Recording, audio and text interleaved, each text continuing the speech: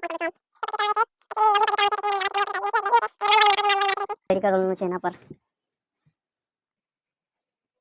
પછી captcha code છે તે નાખી દેવાનો રહેશે.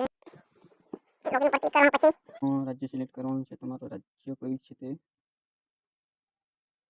મારું ગુજરાત છે તો ગુજરાત સિલેક્ટ કરું છું.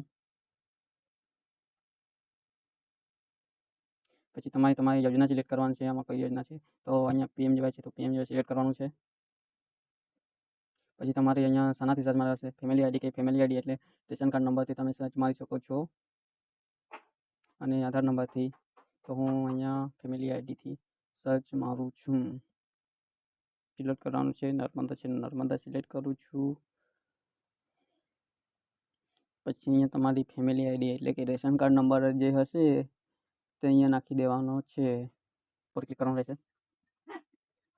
ક્લિક કરશો એટલે અહીંયા તમારા ફેમિલીમાં જેટલા બી હશે તે લોકોને આવી જશે. પછી અહીંયા ઈ-કેવાયસી ઉપર ક્લિક કરવાનું રહેશે. જે લોકોને બની ગઈ છે તે લીલા કલરનું બતાવશે, પીળા કલરનું છે કે બાકી છે પેન્ડિંગમાં છે, હજુ બનાવી દીધા પેન્ડિંગમાં છે. પછી અહીંયા જે લોકોને બાકી છે ઈ-કેવાયસી ઉપર ક્લિક કરવાનું રહેશે. ઈ-કેવાયસી એટલે તમારો જે કે આધાર કાર્ડ તમે ફેસ સ્કેનથી તમે બનાવવા ઈચ્છતા હોય તો બનાવી શકો છો. પછી ફિંગરપ્રિન્ટ ડિવાઇસ હોય તો પછી આધાર કાર્ડમાં મોબાઈલ નંબર લિંક હશે તો આધાર ઉપર ક્લિક કરવાનું છે. પછી ફેસ સ્કેન તમારે અહીંયા ફેસ સ્કેનથી કરવું હશે તો બીજી એક એપ્લિકેશન ડાઉનલોડ કરવી પડશે. તો કઈ છે તે બતાવી દઉં છું. અહીંયા આધાર ફેસ એમ લખશો કે આવી જશે. આધાર એટલું લખશો તો બી આવી જશે. આધાર એટલે આ જો આધારની એપ્લિકેશન આધાર ફેસ રીડ એના પર ઇન્સ્ટોલ કરવાની રહેશે. તમારે ઇન્સ્ટોલ કરશો એટલે તમારે આ ચાલુ થઈ જશે. અમુક મોબાઈલમાં નહીં વર્ક કરતું. પછી તમારે અહીંયા ફેસ સ્કેનથી અહીંયા જોઈ શકો છો તમે. આ ગ્રાહક છે તે નથી એટલે નહીં કરી શકું.